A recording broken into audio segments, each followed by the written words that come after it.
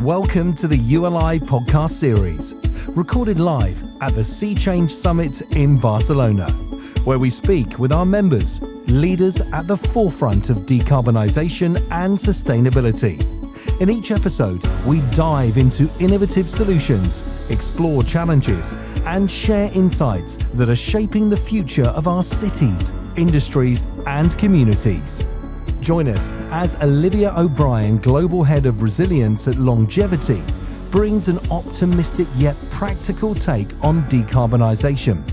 She highlights the shift from theory to action and the barriers still holding back progress. Olivia stresses the power of standardisation, data and smart technology to drive consistency and efficiency, helping the industry move faster. At Longevity, she's leveraging these tools to support informed decisions and adapt to evolving regulations. For Olivia, it's all about bridging the gap between ideas and action, setting best practices to build a more resilient and sustainable future.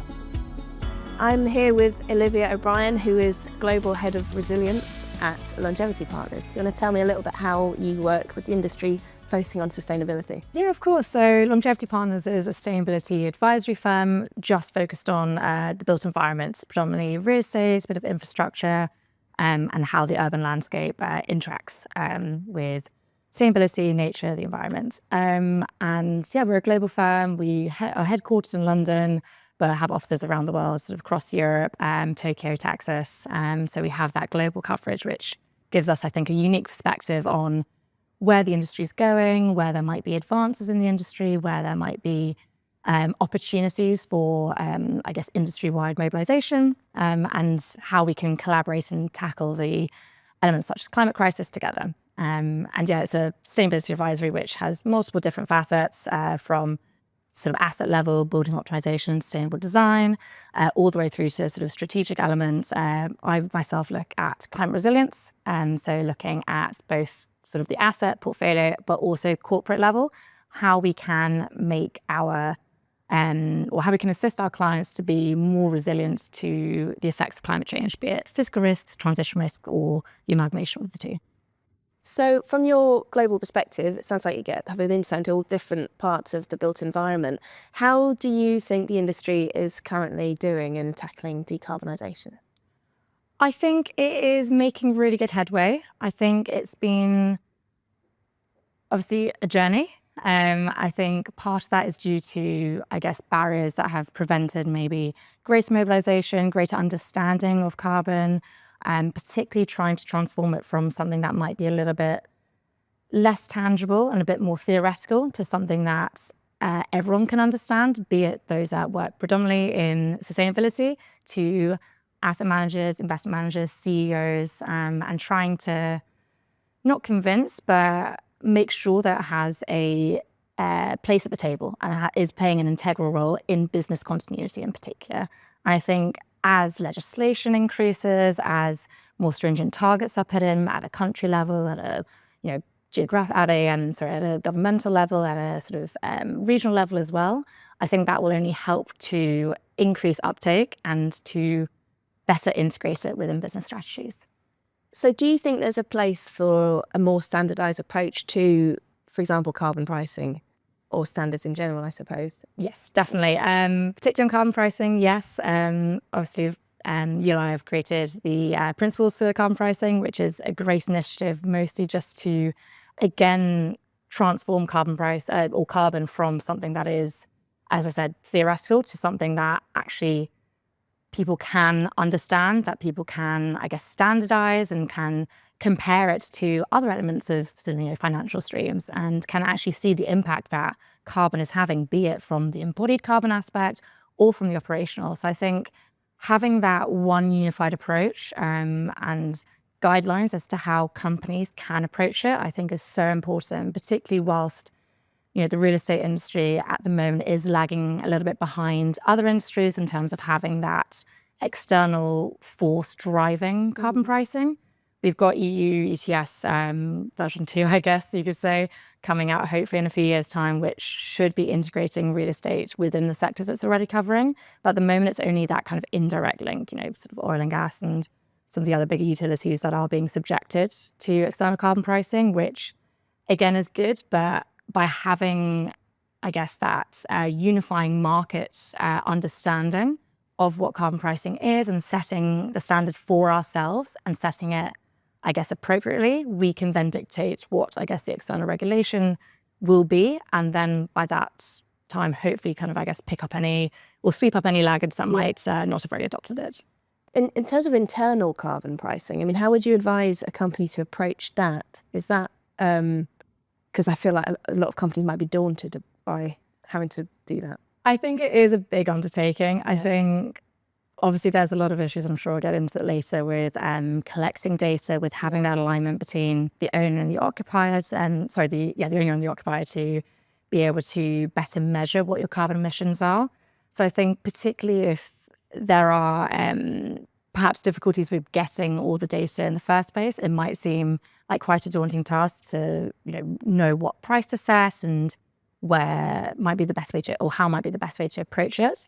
But I think by, again, using, for example, the ULI principles, which are about to be released, and understanding, I guess, what others are doing in the industry, learning from others, engaging with others through forums such as, the Sea Change Summit, people, I guess, all industry leaders can then use that to benchmark to get a better grasp of how they can set that carbon price and then apply it to their own internal models, and also just use it, for example, on a case-by-case basis or on a tester basis. You don't have to tackle your whole company's carbon pricing strategy at once. You can test it on a fund. You can implement, for example, shadow pricing first, which is, I guess, kind of where you're almost, well, I say, so we don't want to be applying a theoretical price, but in a way you are applying that, I guess, that theoretical price to carbon just to get that better educational piece and better understanding of it to your business. Exactly. Rather than going straight in for the fee-paying model where obviously you're pooling in that money to a decarbonisation fund. Obviously, that is the ultimate end game, I guess. That would be the ideal method. But just by starting with the shadow pricing, which in itself is a fantastic tool, a mechanism to help shift that mindset about what carbon is and the weight it holds within the company's continuity and the business strategy and everything, I think is such a great way to start. But yeah, by following, I guess, some standards and learning from others as they're going through this process and applying some benchmarking and just testing phases, I think is a great way to, better know. Do you think there's a role for, because you mentioned data collection, I mean, some companies have too much data, some haven't really started to collect it yet. Do you think there's a role for technology and more innovative approaches and also partnerships with occupiers to get to that point? Definitely. I think as a consultancy, one thing we are often instructed with or instructed to do via clients is to help them with the data collection element. And we could not recommend innovation enough and smart building technologies, ways in which that you can, alleviate the burden. Because, even if you have a great relationship with your tenant, for example, if you're speaking from the occupier perspective, from the owner perspective, it's still a huge undertaking to go through your bills every month and then to send them. And there's also the element of human error, for example, if you're manually giving the bills over, or even if you're going through another company, there's always potential room for inconsistencies or missed data. Whereas if you have the technology where you've got a smart meter, you can just automatically upload it onto a platform, it just helps alleviate a lot of that burden. A bit like reporting in a way. We don't, by using and capitalizing on the technologies that are already sort of in circulation, we can then actually spend more time reviewing and analyzing the data and then actioning it. So seeing where, for example, there might be, like a leak in your building, or a LED light, or sort of lighting that might need upgrading, for example, and where you can use those use the data to actually implement any cost-saving measures and carbon-saving measures as well. So I think data and sort of technologies is incredibly important, and just efficient way of moving forward. In terms of physical and transition risks, increasingly these are being factored into decision-making, I guess. Where would you suggest a company could start with physical risks initially? Because we read in the news about climate change, don't we? Mm-hmm. I think physical risks is obviously incredibly important. I would always recommend looking at the two in combination rather than necessarily in silo. just because they're so interconnected. And I guess, the more carbon you emit, the worse the physical risks are gonna be, essentially, and the more likely you are to get into that more extreme scenario. But if we just take physical risks to start with, I think, again, there is probably a need with the industry to standardize a lot of the data, or standardize the approach, because there are so many data models out there, each with varying levels of granularity. I think it's all about finding what platform or data provider or consultancy or whatever it might be works for the company.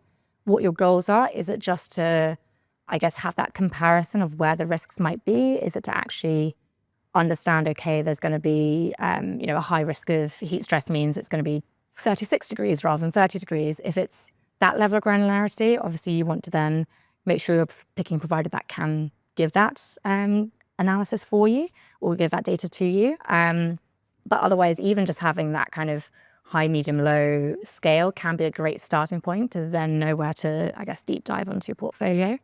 There are certain reports out there which do comparisons. I mean, we, for example, at Longevity Partners, we are relatively agnostic with the data provider. We have our ones which we would prefer and which we would steer our clients towards more, just because of granularity purposes and wanting them to have the most analysis possible, and also for legislation purposes. If they're in the European Union, subjected to EU taxonomy, they'll need to have that granularity just to make sure they're covering all the risks. But otherwise, just helping them understand better what the risks are, what the data platforms are, what risks can be assessed through the data platforms, and then allow them to make an informed decision about what suits them.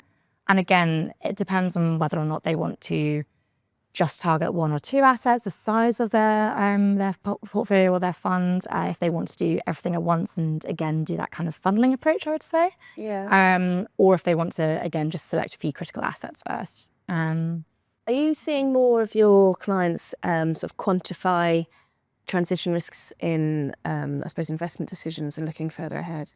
Yeah, definitely. I think certain tools such as CREM, that's been absolutely instrumental in, I guess, changing the perspective again of what carbon is. It's obviously not quite the same level of carbon pricing, but it does show that, I guess it helps bridge the gap between the carbon load and what it actually means for the life cycle of your building and the competitive aspect of your building, how it sits in the market, and whether or not it's going to be financially viable in the future. So I think being able to better quantify transition risks, be it through tools like CREM or ideally more advanced ones. I know obviously Preserve will be coming out soon, which is great.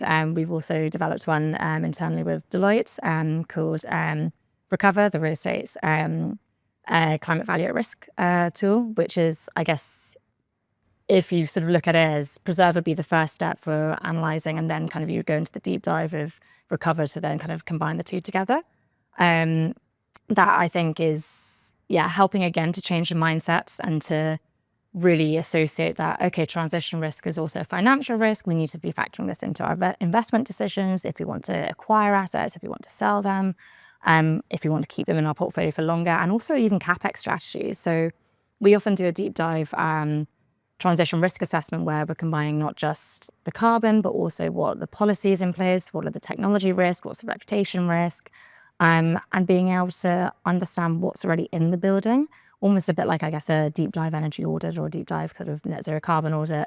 But by knowing what's in the building and what the exposure risks are, we can then better advise on the CapEx strategies for them. And then that can then help our clients make that decision about where they then want to, I guess, where they want to take the asset, if they want to change our strategy from selling it in 5 years to 10 years or 2 years or whatever it might be. As on the so last question, really, to let you get back to the summit, what would you say to clients on the subject of regulatory pressures? And I mean, they're going to increase, aren't they? So is it better to be ahead now, I suppose? I would suggest so, yeah. I think it is always a tough one because, regulation changes all the time, and we've seen it with our government. MEES compliance was such a huge deal, and then now it's, fallen by the wayside slightly, unfortunately. But it still helped mobilize. It was still a great concept to help mobilize the industry. I mean, for years, everyone was just talking about MEES compliance and how we need to comply to Yeah, it. So it really did wonders with focusing on the EPC, what the performance of the building is, how we can lower emissions. So I think even if you're comparing regulations that are happening in other geographies, it still is best practice. It is still what we should be doing, whether or not you are subjected to it at a given time or not, or even if, for example, a country doesn't want to implement the same stringency as others, it is still best practice, and it should still, I think, be a guiding force for countries to, or for companies to abide by. And I think that's one of the great perspectives, I think, of longevity partners. By having this global view, we can see what's happening in areas such as Tokyo, where you are subjected already to ISSB reporting, and we're seeing a lot of our clients already kind of wanting to make sure they are aligned to that. And then they might have global outreach into other areas, and where they might not be subjected to ISSB reporting, but will want to standardize and make sure that all of their funds are reporting to the same level. I guess same with, for example, our American office. I think it's safe to say that as a, I guess, sweeping statement, the US is slightly further behind Europe in terms of the regulatory landscape. But then by having clients that are maybe headquartered in Europe, they can follow a lot of the European legislation, see where it's going, see the benefits of it, and then apply it to other geographies where it might not be in place at the moment. Create a global approach. Exactly. It's a global challenge, right? Well, exactly. That's the thing, climate change doesn't discriminate between borders. No. So I think having that collaborative approach and that global outlook, I think, is very, very important. Brilliant. Thank you so much for your time, Olivia, and I hope you enjoy the rest of the summit. Thank you. Thank you for joining us in this insightful conversation. It's clear that tackling decarbonisation and driving sustainable change requires collaboration, innovation, and a unified vision. Together we can learn from diverse perspectives, share best practices, and take actionable steps towards a more resilient and sustainable future. Stay tuned for more episodes as we continue to explore how leaders across the industry are shaping the path forward.